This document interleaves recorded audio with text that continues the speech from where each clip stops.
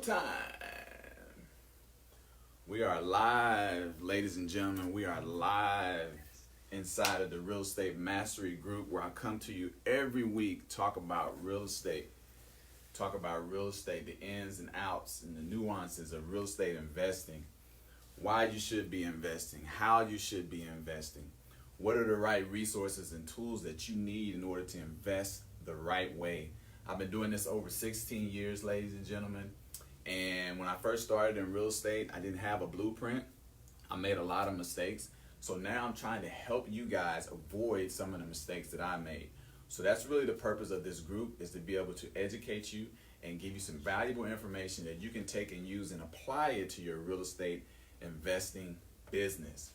So today we're going to talk about, should you own your home or should you rent? Okay, that's the topic of today's conversation. Now, we've seen a lot of information flood the internet over the last couple years about why you should not actually own a home and why you should be renting. Okay, because over the years, for the most part, all of us have been taught about the American dream, and part of the American dream is home ownership, right? There's always been a huge promotion on home ownership, so that's nothing new to us. But what is new is the renting part, right? And the information that's been presented to us about why you should actually rent instead of owning your home. So today we're going to talk about the differences in the two. We're going to talk about the pros and cons of each one. I'm going to give you my personal opinion on whether I think you should rent or own your home. And then I'm going to take some feedback from you guys to see kind of what you said. We've already gotten a couple of posts from a few people that said that they actually think that renting is better for them. Okay, so we're going to talk a little bit about that. I actually got a couple people in the audience today. I got Ruben here. Ruben's your millennial, right? Ruben, you fall in that bracket? Yep. So Ruben's a millennial. And do you rent or own, Ruben? I mean, rent. You rent? Okay. So Ruben's a millennial and he's renting. So maybe he can give us, some feedback on why he's choosing to rent right now instead of owning a home, right? Maybe he can teach us a thing or two. Daxton's here, who's you're Gen X. Mm-hmm. He's Yep. Gen X. And do you own or rent? Own. So he owns his house. So we got one person that's renting, and we got one person that's actually owns her home. So catch that guy right there. I think he dropped off some stuff. I don't know if he needs a signature or not. So let's just quickly run through a few different scenarios, some pros and cons on owning versus renting. So I'm going to start out talking about home ownership, right? Obviously, I know a lot about home ownership. I bought my first property at the age of 23, my first home that I actually lived in. So I was very fortunate to be able to buy a house at such a young age. And so I know firsthand about the benefits of home ownership, and I'm going to talk about that here in a little bit. So in general, some of the pros of owning a home that we've all heard about and learned about over the years, let's just run through a few of those. So first of all,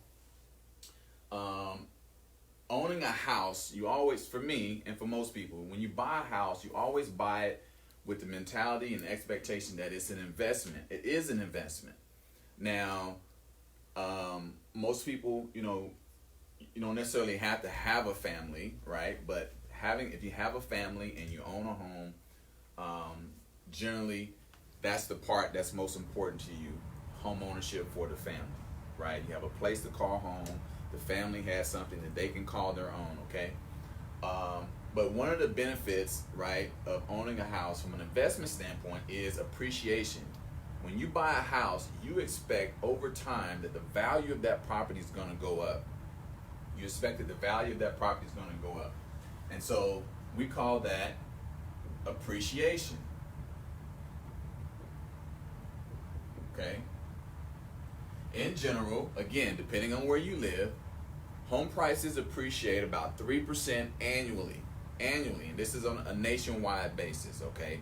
So you expect your house value to go up at least 3% every year from what you actually paid for it and the value of that home, okay? What are some of the other benefits of home ownership? Okay, if the value of the property is going up and you have a mortgage on the property, which means the balance is going down, you're actually creating equity in that property, okay? You're creating equity in that property.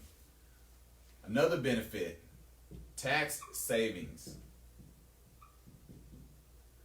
The IRS allows you to write off certain expenses associated with owning your home. The interest that you pay your mortgage company, you can write that off. The taxes that you pay into the county assessors, you get to write that off, okay? Certain other expenses associated with owning a home, you get to write that off on your taxes, which does what? It saves you money, okay? What are some other benefits of home ownership?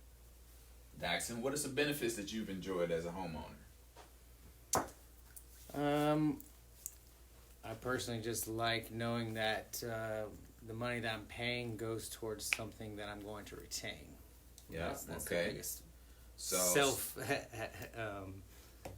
the selfish reason for it is I know that I'm getting my money back. you know you're getting your money back. So that goes into what? That's over here with the equity, right? You're building equity. You know that every month the money that you're paying into the mortgage company, you know that a certain percentage of that is going towards equity that you can recapture at some point down the road, right? Absolutely. Another benefit, right? If you have a mortgage, you have a fixed payment. Yes, I know what my payment's going to be each month, and it don't change. You know what your payment's going to be each month, and it doesn't change. Now you can get whether you get a 15-year fixed mortgage, you can get a 30-year fixed mortgage, okay? You can get a 20-year as well, but either way, you know that payment is going to remain the same, right? So you can plan around and budget around that payment amount. It's not going up one month and then down the next and up the next. It's fixed for 15 to 20 years, okay? So these are some of the benefits of home ownership: appreciation, equity, tax savings, and then having a fixed payment every single month, right? All right, so let's move over to renting and talk about some of the benefits of renting. I've rented before. Again, I'm a proponent of home ownership, but I have rented before. So I'm trying to think, what were some of the benefits when I rented? Well, I guess one would be the maintenance, because the landlord was responsible for the maintenance and repairs, okay? So I didn't have to pay that. I didn't have to, versus owning a house where you're responsible for all the upkeep and the maintenance and repairs and things as they come along and happen. When you're renting, the landlord is actually responsible for that. So that money is not coming out of your pocket. Contrary to home ownership, taxes, insurance, things like that, you don't have to pay that either. So you don't have to pay any taxes. On the flip side of that, you don't get any tax benefits either, right? But hey, we're still talking about the pros of renting. No taxes, no insurance, unless you have renter's insurance, which I highly recommend for any of you guys out there that are renting. You should have renter's insurance to protect your personal property and things like that. What else? Ruben, you're renting. What are some of the benefits from your perspective of renting? For me personally, I probably would just say, like, you're not really stuck pretty much like in a situation kind of like you really don't want to be in, like as far as like you have like a lease, amount that you can pretty much set for yourself. Okay. So mobility? Yeah, there you go. Okay. Yeah. So pretty much a lot more freedom in a way. Mobility, freedom. You're only tied into 6 to 12 months. There you go. Yeah. Okay.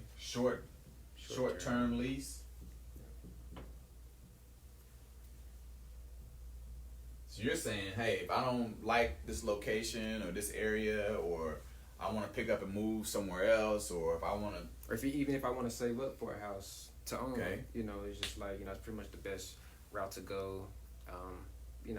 It's pretty much just like just temporary type of thing. Temporary situation. Yeah. Gives you an option, a temporary option, right? Right. Okay. Do you view renting for you right now as a long-term deal for you? Like, You're not. I mean, it's okay if you're not sure, because I know a lot of people are just I mean, of not course, sure. eventually I want to own, but as far as like, I mean, I don't have a wife or kids, so it's like it's pretty much a lot easier for me to just be more flexible that way and just, you know, just pretty much just move however I want to. And then when that time comes, you know, you be ready to invest more into your future, into your kids' future, stuff like that. Okay. Yeah.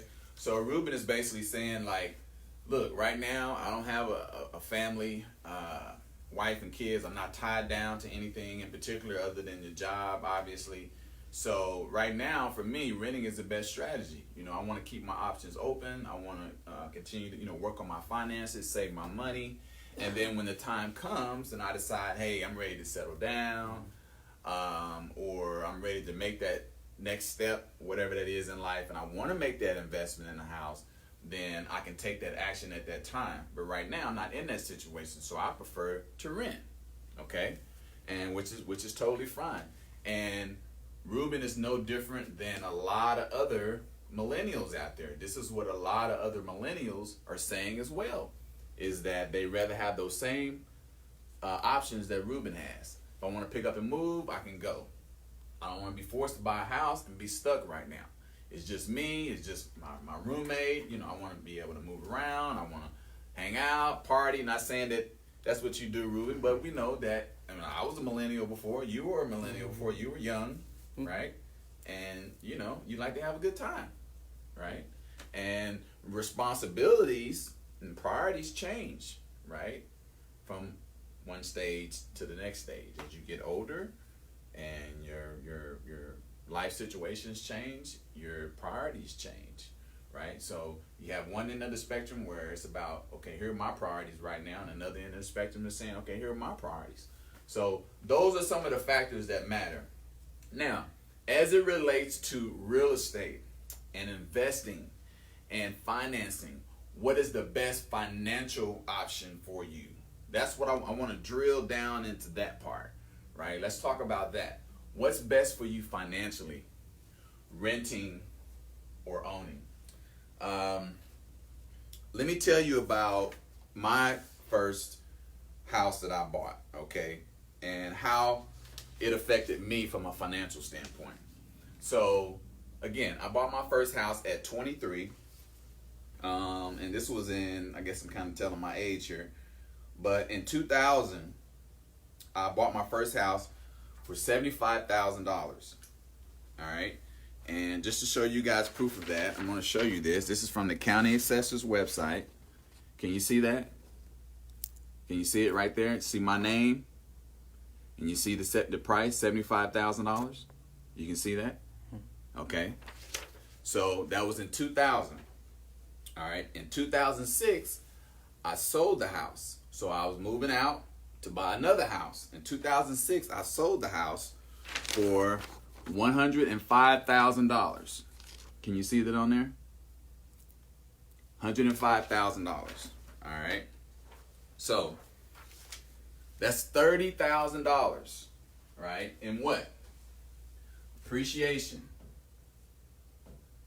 $30,000 in appreciation. Okay. How long did that take? Bought it in 2000, sold it in 2006. 6 years. Okay. My house appreciated $30,000, and I was able to capture that from my investment in buying the house. So let's just run the math real quick on the appreciation, because I told you guys earlier that the national standard is about 3%. So let's see how much my house appreciated over those 6 years. So basically, you take the $30,000, you divide it by 6. That's about $5,000 annually. Okay, and so you're going to take the $5,000 and divide it by the $75,000, which was my original investment in the house. That's 6.6%.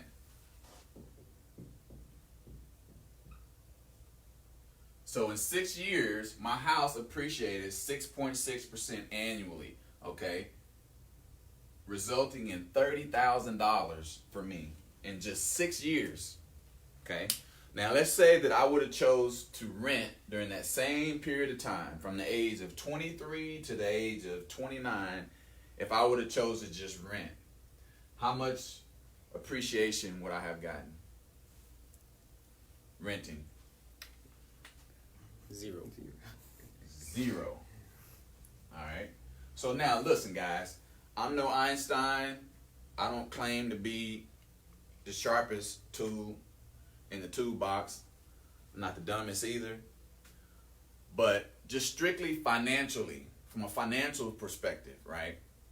If both options were on the table, why would you want to rent for 6 years when you can buy, right, and have the opportunity to get this type of appreciation and financial impact? Why? Why would you want to do that? Now, there's factors like where you live and obviously your financial situation, your job, your income, things like that. Are you in position? Are you able to buy a house? So let's assuming that you are in position and you have both options on the table. Why would you want to rent when you can be in this situation? I was able to get the appreciation. Obviously, this is my equity piece. I was able to capture the equity. During the 6 years, I was able to get my tax savings. Every year, I got to write off my taxes that I paid in, the interest that I paid the mortgage company. So I was saving money there. And I had my fixed payment. I was able to budget and plan around my fixed payment. Now, you talked about your short-term leases over here, 6 to 12 months. Okay, that's all fine and dandy, but we all know that rent over time, just like appreciation, rent does what? Goes up. It goes up. So, Ruben, if you stay in that same rental that you got right now, and let's say your rent is $500 right now, what do you think it's going to be in 6 years? Yo, man. I mean, I kind of been there. What do you think? So you've already experienced rent and a rent increase, right? Sure, yeah. So rent is not going to stay the same, guys. Rent is going to go up. So in 6 years, your rent is at least going to be $1,000, and that's very conservative. Very conservative. So my house payment on my house was $700, right? So in the same scenario, if Ruben stays where he's at, or he continues to rent for another 6 years, his rent is going to go up at least $500. At least $500. Meanwhile, my payment of $700 is staying the same. Because why? I got a fixed payment. It's fixed. It's not going up. The bank can't come to me and say, oh, well, the market has changed and the rates have gone up, and so we need to change your payment amount. No, they can't do that. We have an agreement. We have a contract. I have a mortgage that says my payment is fixed for 15 years at X percentage rate. Now, I can always refinance, right? And the payment will change then. But as long as I stay true to the original agreement, my payment is the same. Got one question or comment from Lewis. Is trying to throw. He wants to throw a devil's advocate question out there in this scenario. How much money could you have saved by renting versus owning in that time period, and then invest that savings into the market? Also, is that $30K equity? Is that minus real estate and attorney fees? So, I was a broker. I was a realtor at the time. This is when I had already got my real estate license. I got my real estate license in 2002. Bought my house in 2000. Sold it in 2006. So I brokered my own deal. So I saved there. I didn't pay any real estate commissions. So yes, I got the entire $30,000. I had, obviously I had some closing costs with the title company, which wasn't very much. I think about maybe $900 or something like that. So I got to keep most of the $30,000. Now, in terms of savings, so he's saying, his question is, okay, what if you choose to rent and save? Then invest the money in the market. Is that what he's saying? Yeah. So how long would it take you to do that? How long is it going to take you to save? If both scenarios on the table, you make the same amount of money. So the same amount of time it's going to take you to save while renting is the same amount of time it's going to take me to save while owning. We both make the same amount of money. So just because you're renting doesn't mean you get to save more or save quicker. I mean, where's the savings at? Where are you saving with the renting? Okay, the landlord paying the expenses, this right here. Okay, maybe you save a little money there if something comes up, but that's not money coming into your pocket. That's just money that you didn't pay. I'm actually saving money. I'm saving more than you because I'm paying less in taxes. Remember, I'm assuming we both make the same amount of money. So I'm saving more than you. I'm saving money on my taxes. Where's your tax write-offs? What do you have? What are your deductions? You don't got no deductions. I got deductions, so I'm saving money over here. So by owning, I actually can save quicker than you can. So when it comes time to invest in whatever that is, I'm going to have more to invest than you will, right? Home ownership is like a forced savings, right? I was young. I was 23. I was enjoying my life. I was having a great time. Like, to be honest with you, I wasn't a great saver at that time, right? I was blowing my money. I was spending it. I was responsible. I got paid. I paid my bills. I took care of my responsibilities. But I like to have fun. And most people at 23 like to have fun. You're not just stacking money and saving money at 23 years old. Most people are not doing that. But because I own my home and I made my payment every single month, it was a forced savings. I was saving by default, right? Because I'm paying down the mortgage and the value is going up. Thus, I got 30 grand. You see what I'm saying? I got 30 grand. While you over here renting, man, you ain't saving. You spending that money. Let's just keep it real. Lewis is on page. Says great answer. Okay. Cool. So now check this out. So just so you guys don't think that that's just a one-hit deal, right?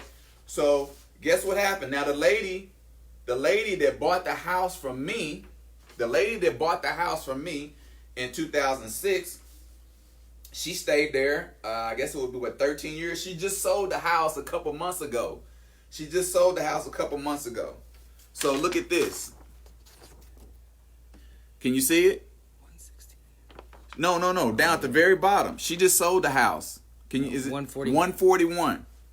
So she just sold it at 141. I sold it to her for 105. She just sold it for 141. Okay? So let's run the math on that. So I made 30 grand. She made 36,000. Right? And this is over a course of 19 years, guys. So 30, I made 30, she made 36. That's $66,000 of appreciation that's been captured, right, by two individuals from home ownership. I got mine, she got hers, and guess what? As long as that property continues to be well maintained and taken care of, it's going to continue to go up. And somebody else is going to get another 30, another 30, another 40. Over time, it's going to continue to go up, guys.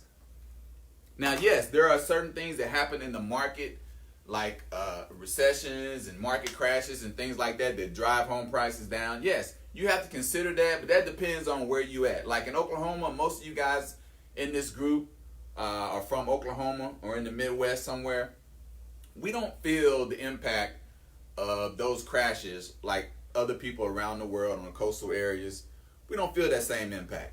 I mean, just think about it. That was 2006, so right after I sold my house at 105, so the crash basically came right after that, 07, 08. Like, that didn't affect that lady. She kept the house. She was able to stay in the house. The value continued to go up. Let me show you this. So, I don't know if this is on here. Normally they show the trend. So, but look, this is the county assessors right here. So look at the years. I mean, I wish I can go back further. I think I can. I wish I can go back and print that out. But every year, the value is just going up, up, up, up, up. It's not going down. Okay? Again, as long as you maintain that property, the value is going to continue to go up. which means what? More equity, more appreciation, more forced savings, right? So I got what, 6.5%, 6 and 19. She stayed there 13 years. So she got 4.5. She got 5%. Still more than the national average of 3%, right? So I'm trying to make a case for you, Ruben. I really am, but I don't know where it's at, man. I don't know where it's at, right? Maybe you can help me out. I mean, with the right knowledge, like, of course, like, I feel like a lot of millennials, like, really didn't get a lot of knowledge as far as, like, you know, ownership. Yeah. Ownership, Yeah. especially in the black community. Yeah, like, yeah, there's, yeah. It's not really like a big push to say, like, you gotta own this, own Yeah. that, on a third. But, like, I mean, it's pretty much just seemed like just now, just like, and plus a lot of millennials, like, not really having a lot of families and stuff as well. So it's just like, kind of just taking their time and pretty much, or just like moving out to different places, or pretty much just trying to just discover themselves in a way. So I mean, I definitely want to rent. I think everybody wants to own one day, but it's like, for the time being, it's just pretty much more convenient for a lot of people to just rent. And just be, you know, be able to save up. But you kind of did make a good point. Like, a lot of people ain't saving, and that's people ain't saving, man. People ain't saving. It's hard to save. Yeah. It's hard to save, man, for everybody. Right. It is freaking hard to save, and people can go create these financial budgets and do this and have these little groups. They get together and we're gonna put $50 a month, and you're gonna put $50 a month, and man, that stuff don't last. Okay, you get $1,000 saved in the bank, and then as soon as something hits your face, you know, you get friends, them same friends. Hey, you wanna go to Cancun? I found a deal. We can all go for $600. You know, and you dip into your savings account, you go to Cancun, you get to Cancun, spend another $600. Now your savings is wiped out, and you got to come back and start all over again. Like, this is reality, guys. This is reality for everybody. It's hard to save. It's hard to save, okay? And Ruben, you made a great point, you know, about financial literacy, about information, and about being informed, right? There's a lot of people that just don't have the right information. You don't know about the benefits of buying a home, and the real benefits that we're talking about today, the financial impact of it. Like, for me, early on, I always wanted to be financially responsible. And I was always thinking ahead and thinking forward. Like, man, one day I want to be in this position. I want to own this. I want to own that. Like, I want to be able to do my thing and ball out. You know what I'm saying? Sure. And so, just me thinking like that, I knew I had to start now. I had to start early, right? So these millennials, while they're saying, basically, from 20 to 30, I don't want to buy, I don't want to make any investments and this and that, and I just want to live life freely. That's what they want to live life freely. Okay, that's fine. But when you hit 30, that's when the reality kicks in. It's like, okay, now you're ready to settle down, now you're ready to buy a house, and now you're ready to do all these things, because when you older, you're more mature now, it slows down, so you think different, right? Now, you're not in the right financial situation. Your savings is not where it needs to be, and you haven't made any significant investments. The home is a significant investment. It's the cornerstone for 90% of all millionaires. It's real estate. So for you millennials out there, and you guys saying, okay, I want to just live freely through my 30s, to my 20s, and then get to 30 and make a decision and do something then, you just wasted 10 years. You see what I'm saying? And so that's the advantage that people like me have, where I started early. So you can already see my path. I'm telling you, at 23, I bought my house. I cashed out 30 grand, right? In 6 years. I hadn't even hit 30 yet. You see what I'm saying? Right. And I had already made 30. You see? Right. I hadn't turned 30, but I made 30. So where can you go to make 30 grand at that age right now? If you were to say, you know what, Mr. Brown, I want to make 30 racks, man, over the next couple years. What you gonna do, Ruben? Right. Legal. Yeah, that's true. Yeah. That's a lot of dough to a young cat. You know what I mean? Yeah. So I'm just keeping it real with you guys, man. Like, there's all these gurus out there that tell you, oh, home ownership is dead. Don't own a home. It's all this and that, man. That's BS.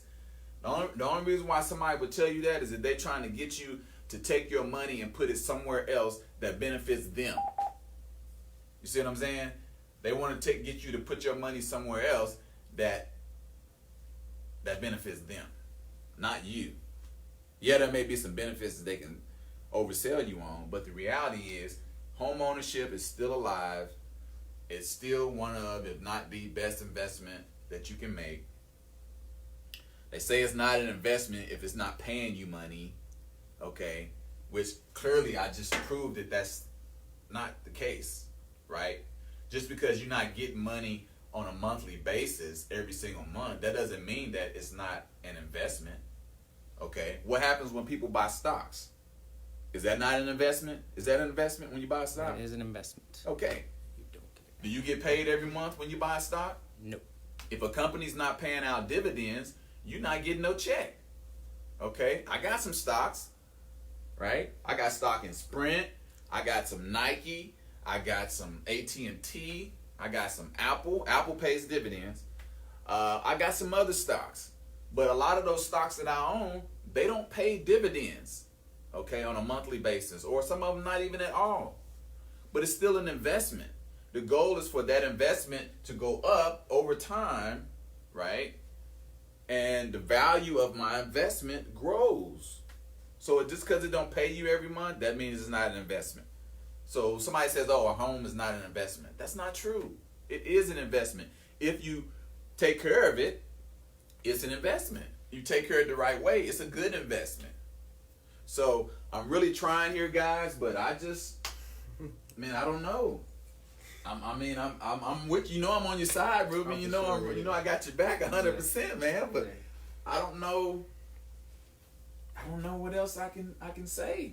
To me, it's clear that now. Obviously, I use my personal example, but I'm sure some other people out there that have even better examples than this, where their value of their home went up even more, right? And for those of you that say, well, my value of my house didn't go up at all, or I lost money, or this and that, maybe it was a bad investment. I said it was an investment. It's an investment. Maybe it was a bad investment. Maybe you picked the wrong location. Maybe you picked the wrong house. Maybe you didn't take care of your house like you're supposed to. I took care of my house. You can look at the pictures. If you go back and look at the pictures from when I bought it to when I sold it, I took care of it, man.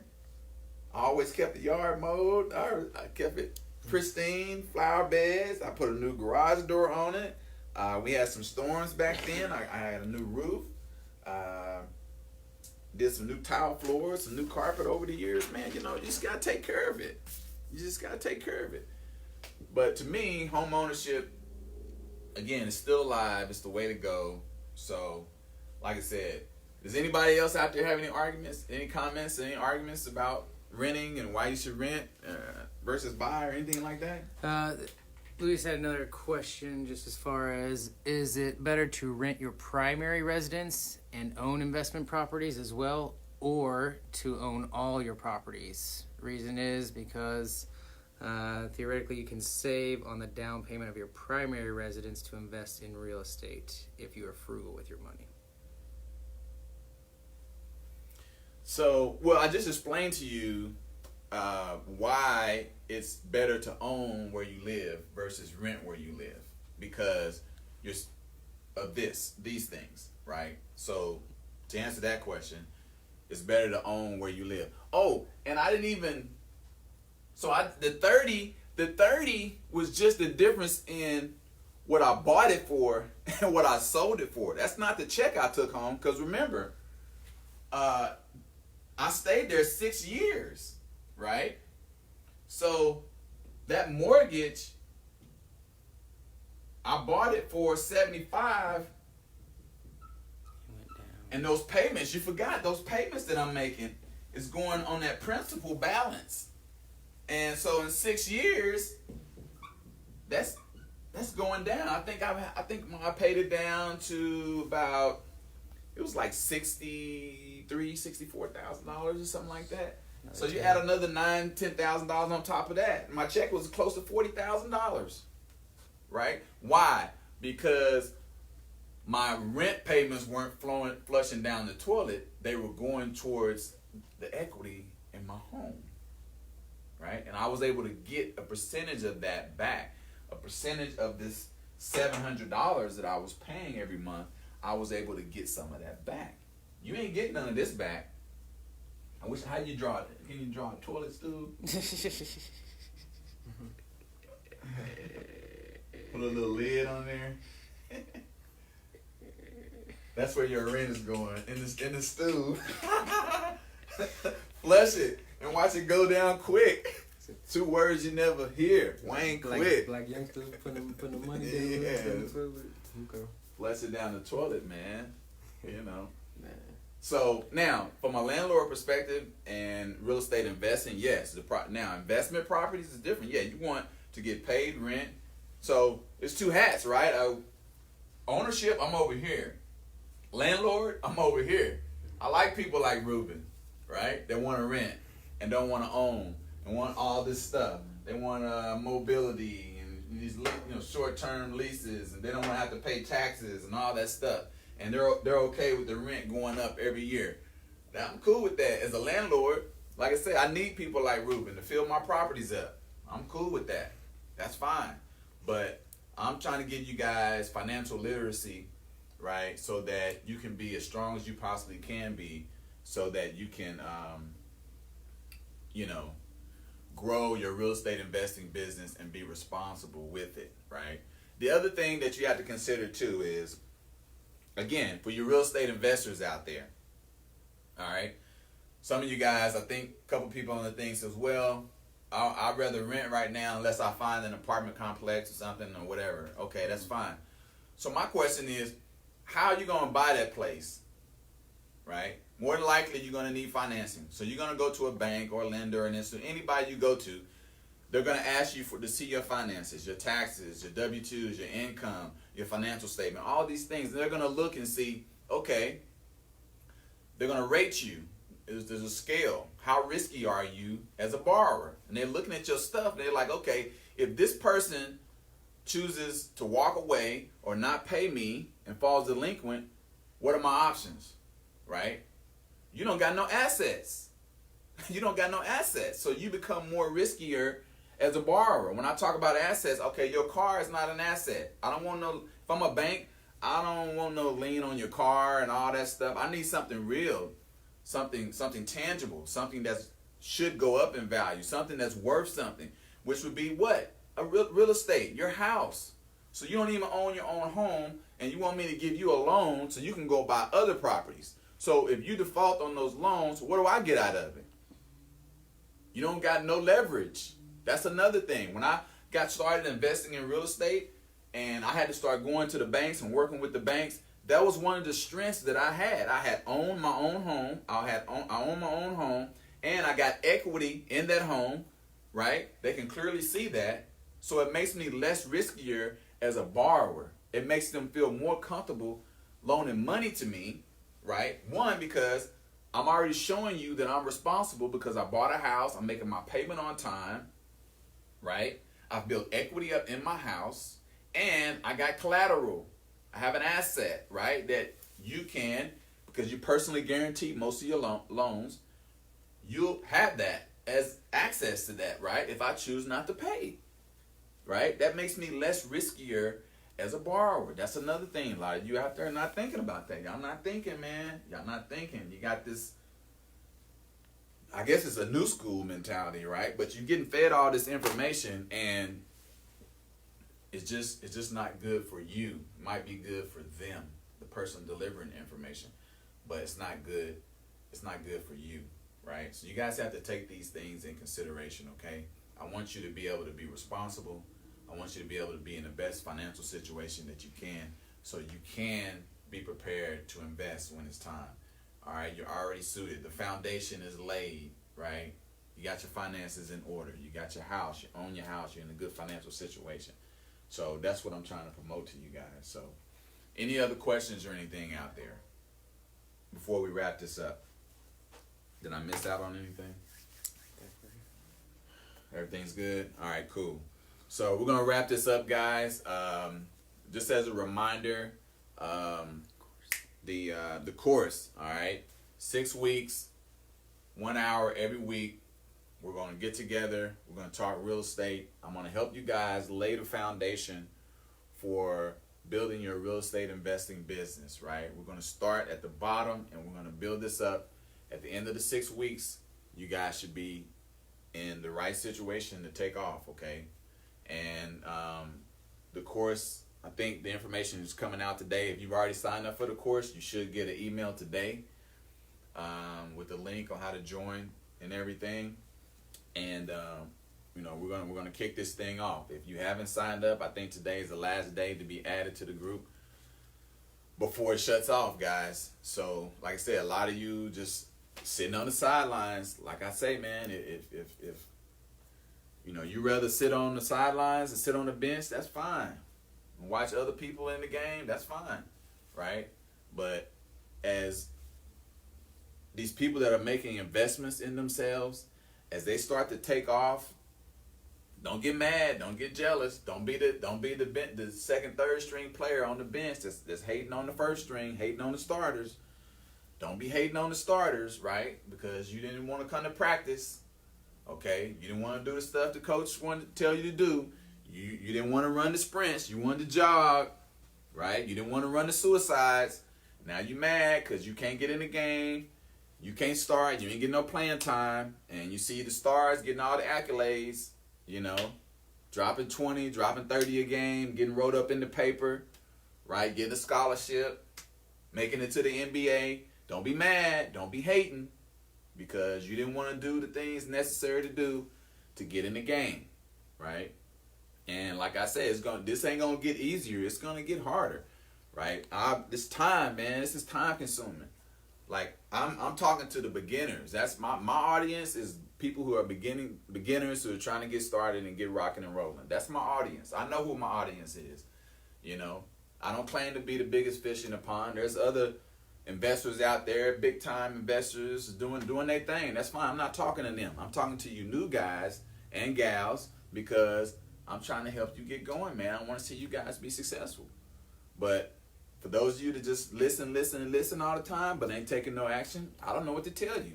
When you circle back around 3 months from now, 6 months from here, a year from now, whenever it is, I mean, it's not gonna, the circumstances not going to be the same. This thing is going to take off because people are hungry for this, man.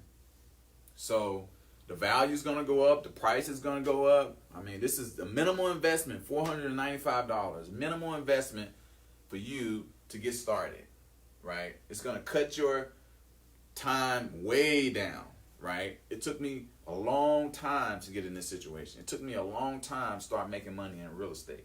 Why? Because I didn't have the right information and I was learning on the fly and I was making all these mistakes, right? Why would you want to go do that? Yes, you can learn, but you're still going to learn. But if you can get the right information to save yourself those headaches and those bumps and bruises, why would you not do that? So anyway, I'm going to sign off of here. Hey, I appreciate it, guys. Wrapping this thing up. Owning versus renting. You already know my vote. Ruben, you still the renter? How long? Not for long now that I got the info, for sure. So, yeah. Ruben's got more information, so he can make a better informed decision now. Sure. I'm going to continue to work on him and see if we can get him on the path to home ownership, all right? So, hey, I appreciate you guys joining in, and we'll holler at you next week, all right? Peace out.